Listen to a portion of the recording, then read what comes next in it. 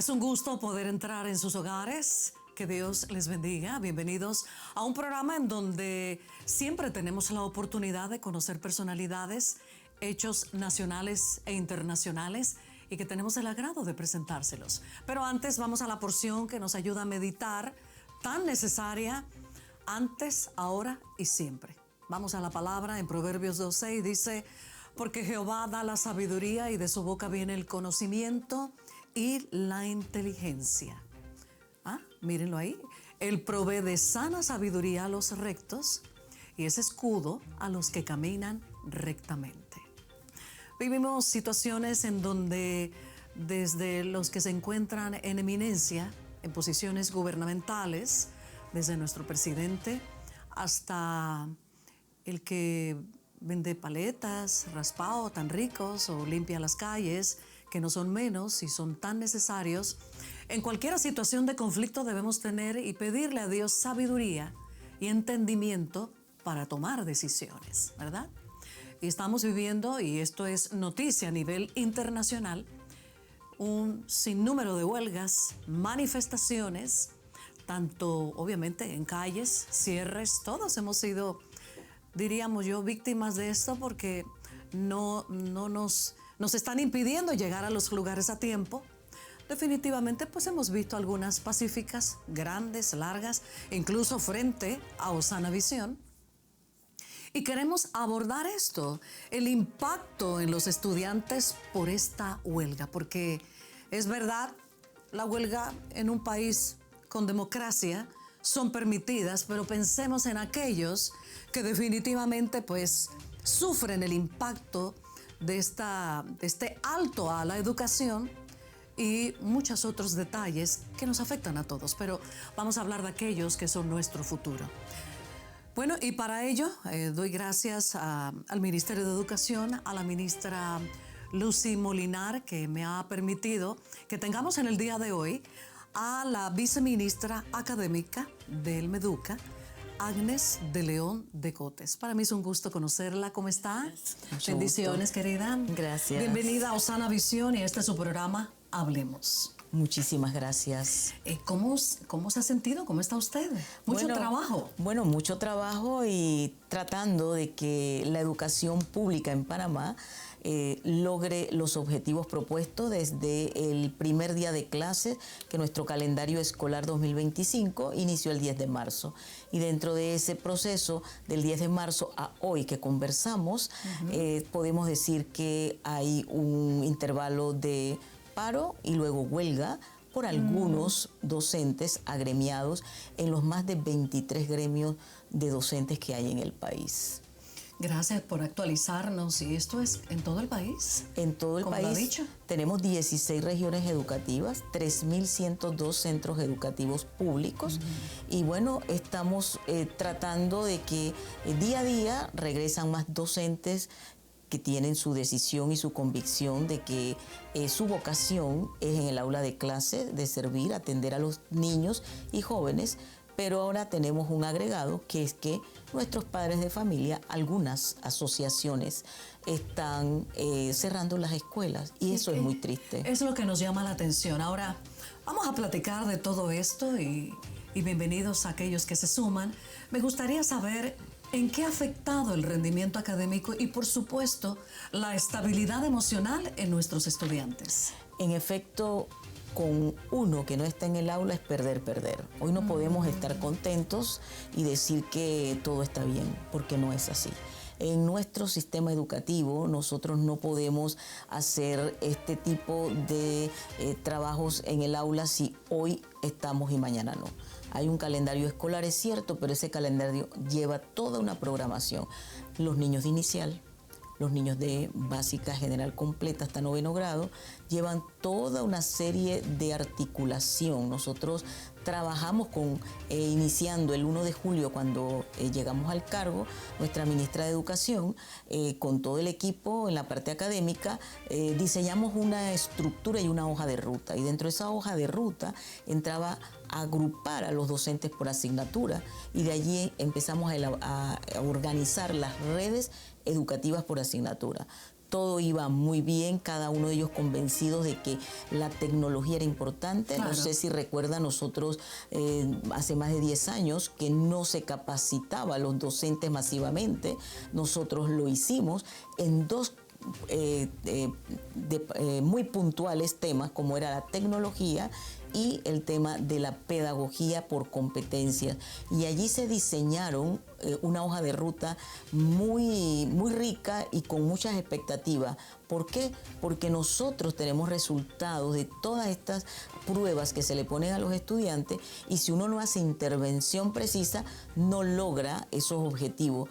Y al ver que no había nada de esas cosas diseñadas, a través de las redes empezaron a trabajar. Ok, vamos a trabajar por lo mínimo proyectos interdisciplinarios que nos ayuden con contenido de las asignaturas a lograr que esos aprendizajes no quedaran en el aire. Entonces, todas esas cosas se paralizan. Y es que es inevitable hablar nuevamente de hace 5 años esta... iba a decirle huelga de salud, Dios mío, y que Panamá obedeció tanto que padecimos durante el COVID. Así es. Ahora, ¿existe algún plan de contingencia para que la afectación a nuestros alumnos, nuestros estudiantes por esta huelga, pues se pueda implementar durante, o ya tienen alguno? Mire, las 16 regiones educativas tienen realidades diferentes. Okay. Esto es una paralización que no tiene comparación con otras porque hay una diferencia. En el ayer, muchos docentes iban a paro completamente, masivamente, pero en esta oportunidad eso no ha sucedido. Muy cierto. ¿Qué es lo que está pasando en las aulas? Docentes atendiendo estudiantes, docentes que están en paro, padres de familia que no envían a sus estudiantes. Mire, hay diferentes indicadores ahora para dar soluciones. ¿Qué han hecho los directores regionales? Estuvieron por acá el día de ayer las 16 regiones educativas preocupadas, porque cuando uno empieza a hacer el balance, hay escuelas numerosas que están dando clases y escuelas pequeñas que no hay nadie, y en otras que están algunos y otros no. Cada uno ya tiene su radiografía. En ese mismo contexto se están empleando por ejemplo, los estados de emergencia, decimos nosotros. Por supuesto. Porque hay maestros que están repasando, para que el niño, mire, el impacto que usted decía de la parte psicológica, de la parte afectiva, es incalculable, como también lo es el rendimiento académico. Lo es. Pero me debe preocupar mucho a mí como mamá, o como papá, o como abuelo. ¿Qué hago con el niño que no está haciendo nada? ¿Y cómo es posible, verdad? Perdone que le interrumpa, me es inevitable, y platicábamos eso antes de entrar a esta grabación, a este programa, cómo hay padres de familia que no permiten que sus hijos vayan al colegio. Y hay cierto grupo de jóvenes que no se les puede decir que hay huelga, que hay paro, que se ponen contentos, de verdad, a ellos no hay que decirles mucho. Pero sí hay un grupo de adultos que están por graduarse, en donde no sé si han pensado que el año escolar entonces se tiene que extender. Qué bueno que ha tocado ese tema, del tema de los graduandos. Mire, hay bachilleres que necesitan ir a práctica profesional. Cuando usted ya lleva 3 semanas de estar fuera del aula, bajo un calendario escolar que está publicado en Gaceta Oficial, exacto, es un programa de Estado. Sí. Entonces, las escuelas públicas abiertas, sin alumnos, con docentes esperando, y otros que están con algunos estudiantes. Pero las escuelas particulares, todas están abiertas. La decisión de las universidades, ellos nos cambian el calendario de pruebas de admisión y todo esto porque acá hay una paralización. Ellos siguen con su calendario. Así mismo es, claro. El papá que tiene estudiantes graduando en las escuelas públicas nuestras y no está midiendo el impacto de que su hijo no pase una prueba de admisión, esto es para que en todo el país empecemos en un grado de reflexión. ¿Qué nos está sucediendo? Nosotros no vamos a lograr nunca en Panamá que se cumpla un calendario escolar. Después de la pandemia quedaron tantas dificultades que atender. Que son un arrastre. Y son un arrastre. Les ha tocado lidiar con ellos. Claro, es que mire, los mismos maestros lo sienten.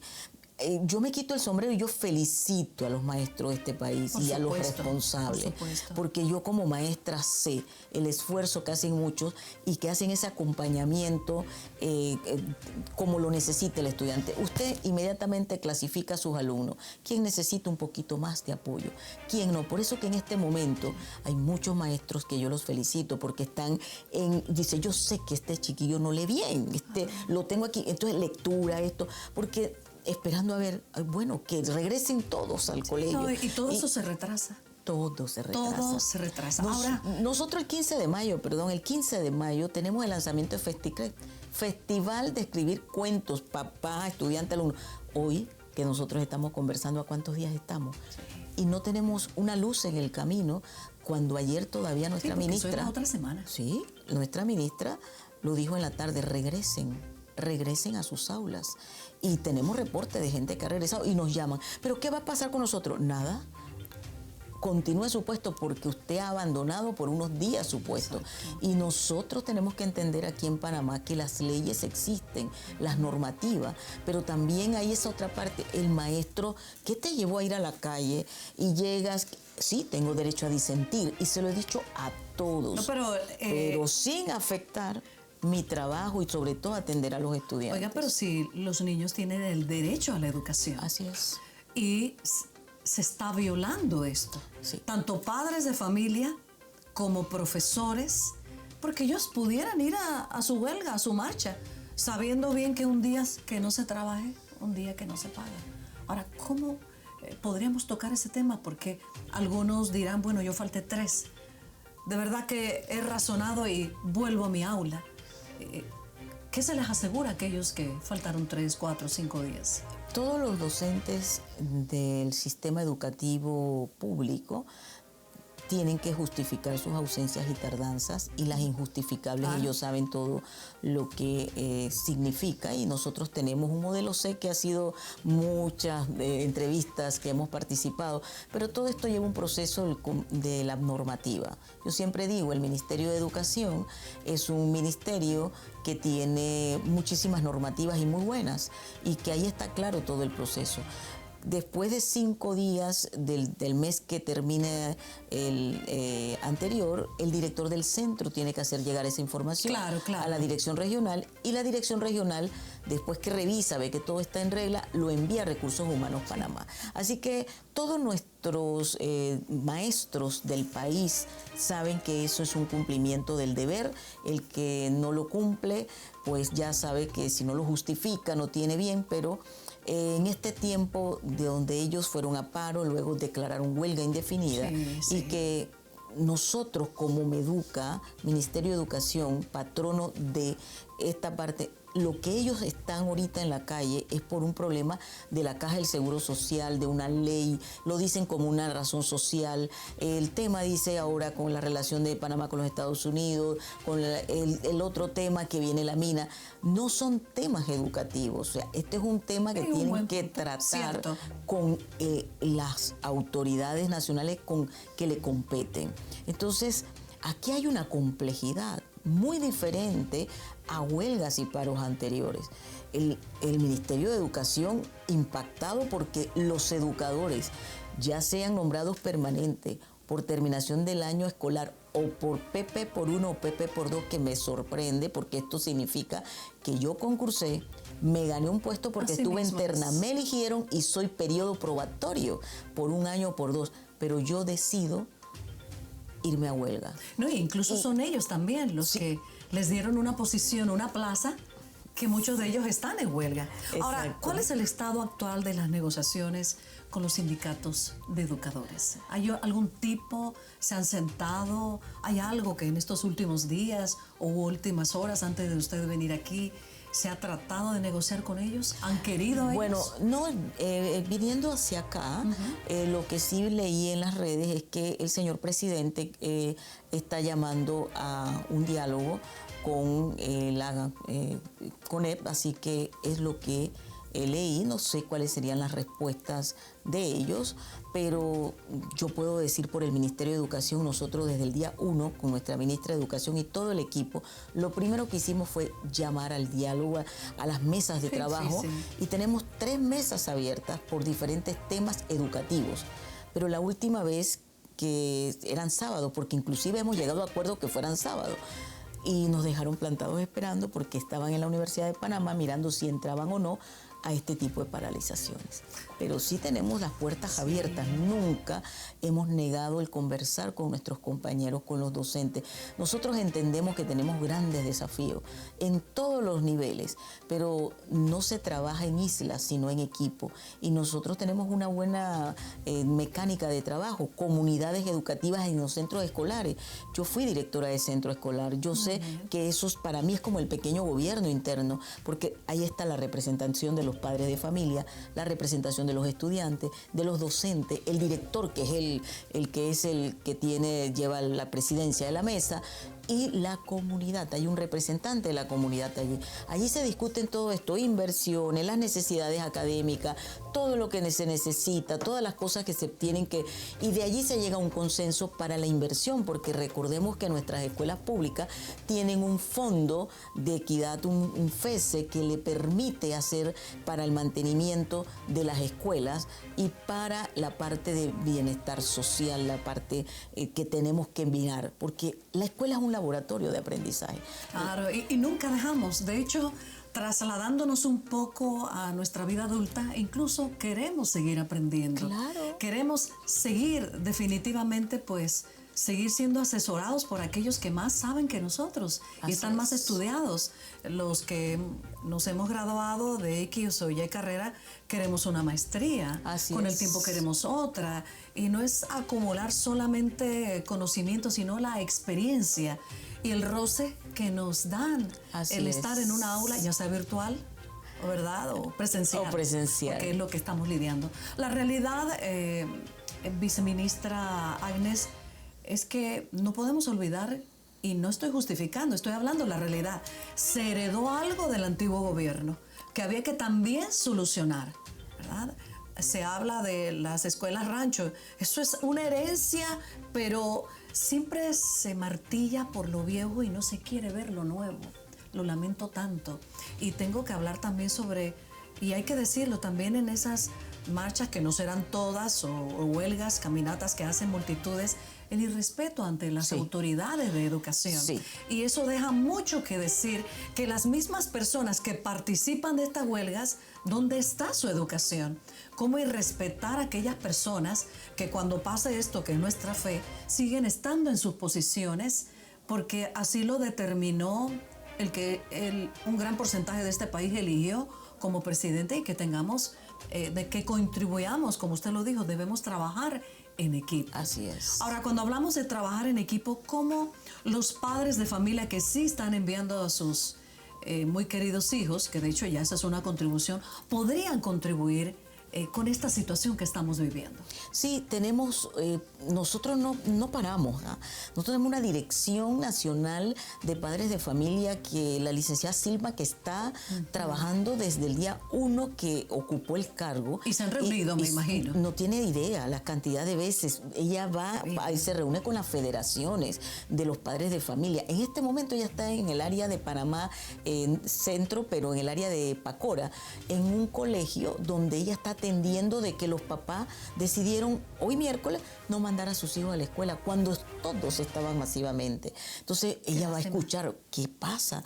Es la Asociación de Padres de Familia, donde están con los delegados, pero no es el universo de los padres. Mire, tenemos testimonios de papás que no trabajan, que pueden estar en casa, que están tratando de ayudar a sus hijos en las cosas que algunos maestros, porque recuerde que el maestro es el que menos está ahorita en huelga. El maestro empieza porque los papás decidieron, bueno, es algo de peligro.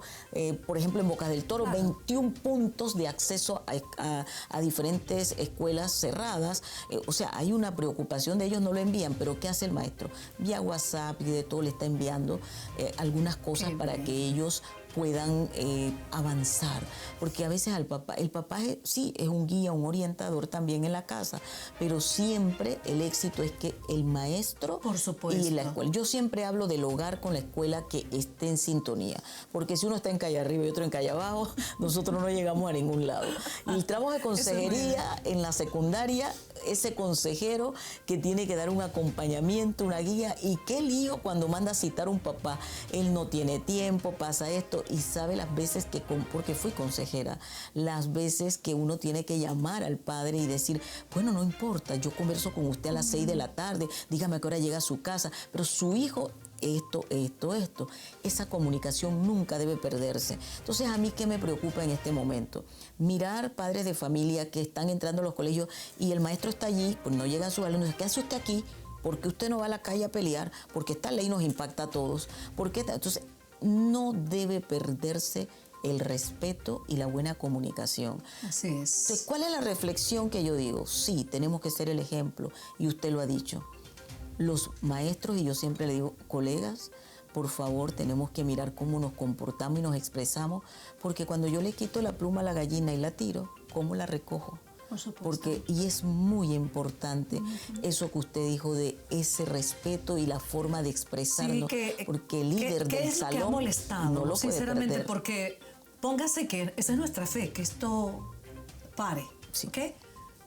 ¿Con qué cara vuelven esos docentes a dar el ejemplo que se supone que debemos dar el ejemplo a nuestros estudiantes?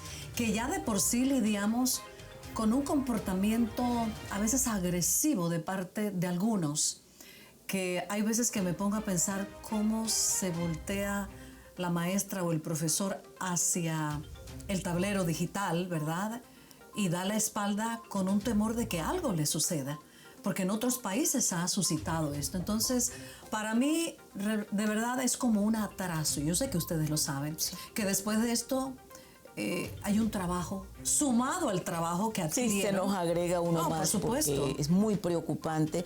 Nosotros en las escuelas, y es históricamente, las escuelas públicas en nuestro país han tenido dificultades, pero al nivel de irrespetarnos entre los miembros de la comunidad educativa, padres de familia, docentes, estudiantes. Ahora hay estudiantes que están peleando también en esa discusión, el que fue y alzó la bandera y dijo o no dijo, el que se quedó, el que sí quiere estar. Eso no puede pasar. No puede pasar, qué preocupante. Sí, pero bueno. No es preocupante, pero yo pienso que ahorita, pues que viene el mes de la familia siempre, los 365 días. Sí. Es como el Día de la Madre. Sí. Pero ahora viene el mes de la familia. Sí. Esto es una situación que no tan solo podemos, si se trata de echar culpas, siempre siempre la gente quiere buscar culpables en vez de la solución. Aquí el asunto es en el centro de la familia. Así es. Porque un hijo bien educado está en las aulas. Así es. Ahora, porque los padres dieron el ejemplo, ¿verdad? Yo sé que esto a todos nos concierne, a todos. Pero usted bien lo ha dicho, es una situación por la Caja del Seguro Social. Ahora, por la posible apertura de la mina, ¿verdad? Las negociaciones y papeles firmados por el Canal de Panamá. Pero yo pienso que detener la educación es un retroceso enorme. Sí, todos compartimos esto. Yo siempre le digo a los docentes del país, son más de 50,000 docentes, que tenemos que mirar qué cosas nosotros sí podemos hacer y qué no. Entonces, en esa reflexión hay un código de ética del educador. Por supuesto. Hay un deber. También hay un derecho, sí, tengo derecho a disentir, a no estar de acuerdo, porque estos son decisiones de país, nos impacta todo, pero usted y yo no vamos a dejar de ir al trabajo porque estoy disgustada, porque entonces, un alto, hay que cumplir, y en el centro tengo al niño, y ese niño me necesita, porque por eso es que estudié ser maestro, y el maestro tiene una vocación de servicio. Así mismo es. Entonces, en ese servicio tiene que pesar un derecho constitucional a la educación. Tengo las puertas abiertas de unas escuelas oficiales, todas, y otras no. Y las particulares, todos dando clase, y continúan así. esas reflexiones de país, porque nosotros, ahora la escuela para padres, que siempre ha existido, Claro que pero sí. le decíamos a nosotros ayer en una conversación de equipo, de que si hay que cambiar la ruta y venir, hay que ir hacia la parte más primaria, Okay. de lo que es decirle, nadie, yo, madre de 3 hijos, o sea, uno no va a la escuela y dice aprender a ser mamá o aprender a ser papá. No existe una instrucción como esa. Claro uno que va entre el primero y después el segundo y uno mejora. Entonces, ahora supuesto. entrar a ese inicio de que, wow, soy mamá. ¿Y qué hice?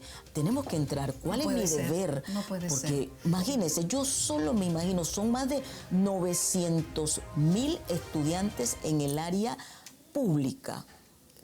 Entonces, digamos que 500,000 o estén tratando de recibir algo con todo esto. La lucha es más grande con la pública que las privadas. Las escuelas particulares no tienen ninguna Claro que dificultad. no.